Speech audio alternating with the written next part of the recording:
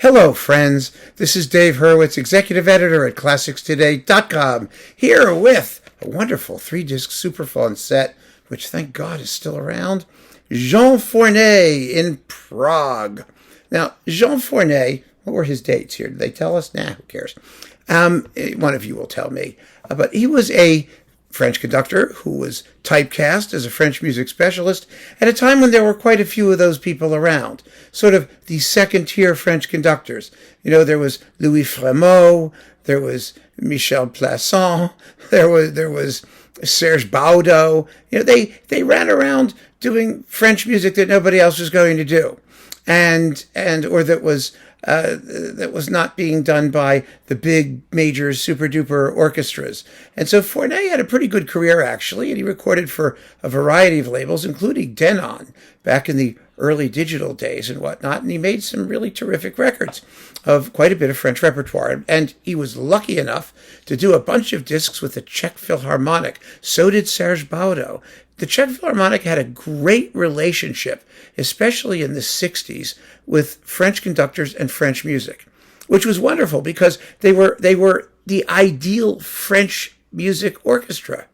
I mean, especially after the demise of the Paris Conservatory Orchestra, the Orchestra de Concert du Conservatoire, or whatever that whole long title thing is, which disappeared in the 1960s.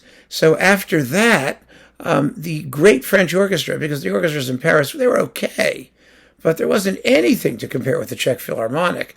You also have a performance here with the Prague Symphony Orchestra, which was also quite good because it was the kind of sound that they made that was so marvelous in this music. In other words, they had lean, somewhat wiry strings, but with great rhythmic snap and vitality, brass that were tight in terms of their sound. I mean, it wasn't like that big, dark, fat Viennese sonority. It was a bright sonority and well-differentiated timbres between trumpets and trombones. The horns were a little bit watery sometimes. They blended well with the woodwinds. The woodwinds were incomparable, full of snap and pizzazz and that wonderful light, sec quality that French music often demands. The percussion were not Germanic percussion. In other words, they weren't like hidden. You couldn't hear them. They were embarrassed to be in a symphony orchestra.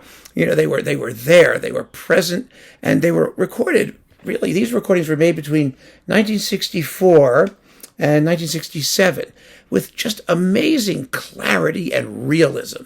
You really get a sense of an orchestra in a space. And everything tells. It's just marvelous. The performances are excellent. They're uniformly fine. There's not a weak link anywhere in them.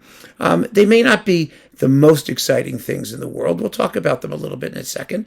But they're all really good, and you have a really great orchestra, perfect for the repertoire. So this is a wonderful set. It's 3 discs, and you get, first of all, a bunch of César Franck, which is fantastic. You get a disc of tone poems. You get Rédemption and Les Éolides and Le Chasseur Maudit, a wonderful Chasseur Maudit, by the way, and Les Djinns symphonic poem. You get all 4 of those on one disc. And then you get the complete Psyché, the Psyche, with chorus and everything going for it. And, Franck's music this is 45 minutes of Psyché. Franck's music is a little bit, it's heavy. It's post-Wagnerian chromatic. And it can sound rather slushy. But here you see, it really works because you have an orchestra that keeps the timbres transparent, consistently aerated. I mean, that's the word. At flowing tempos, just beautiful for the music, just right. You'll believe me when I tell you that. And then we have, some Falla, the 3 dances from the 3-cornered hat, which are just marvels of rhythmic vividness, and they're great, and they're recorded at a nice high level, so they really leap out of the speakers. Then you get a bunch of Debussy things. I mean, major Debussy orchestral music. The Nocturnes, Iberia, Ronde de Printemps, and La Mer. All of them.